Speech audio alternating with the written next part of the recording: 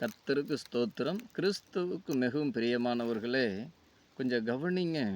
இன்னைக்கு பார்க்கும் பொழுது, அநேக பேர் ஜெப வாழ்க்கையில ஜெபிச்சு பதில் கிடைக்காம இருக்காங்க. ஏன்னா, பார்த்தீங்கன்னா பாருங்க, யோபு 15வது அதிகாரம் 4வது வசனம் சொல்லுகிறது. யோபு 15வது அதிகாரம் 4வது வசனம். "நீர் பயபக்தி வீண் என்று சொல்லி, தேவனுக்கு முன்பாக ஜெப தியானத்தை குறைய பண்ணுகிறீர்." தேவனுக்கு முன்பாக ஜெப தியானத்தை குறைய பண்ணுகிறீர். அது மட்டும் இல்லைங்க, அது யோபு 21வது அதிகாரம் 15 சொல்கிறது.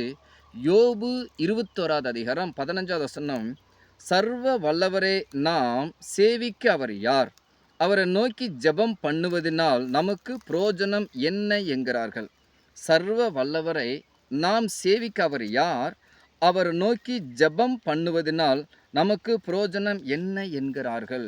இன்னைக்கு அநேகருடைய இருதயத்தில் அக்கிரம சிந்தை கொண்டிருந்ததுனால என்ன பண்ணல, ஜெபம் கேட்கப்படுறதில்லை. பாருங்க, சங்கீதம் 66வது சங்கீதம் 18வது வசனம் சொல்லுது, "என் இருதயத்தில் அக்கிரம சிந்தை கொண்டிருந்தே, ஆனால் ஆண்டவர் எனக்கு செவி கொடார்." அது மட்டும் இல்லை, பாருங்க அடுத்த வசனம், "மெய்யாய் தேவன் எனக்கு செவி கொடுத்தார், என் ஜெபத்தின் சத்தத்தை கேட்டார்.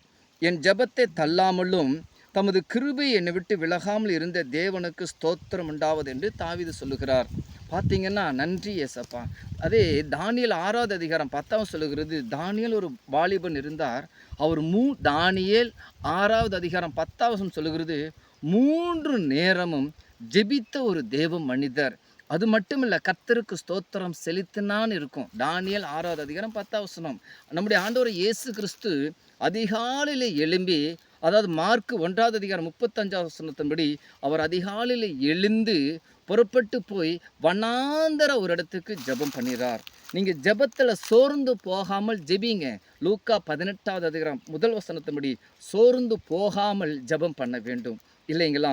அது மட்டும் இல்லை, சோர்ந்து போகிறவனுக்கு ஏசாயா 40வது அதிகாரம் 29 சொல்லுகிறது, சோர்ந்து போகிறவனுக்கு பெலன் கொடுத்து சத்துவம் இல்லாதவனுக்கு சத்துவத்தை பெருகக்கூடிய தேவன்.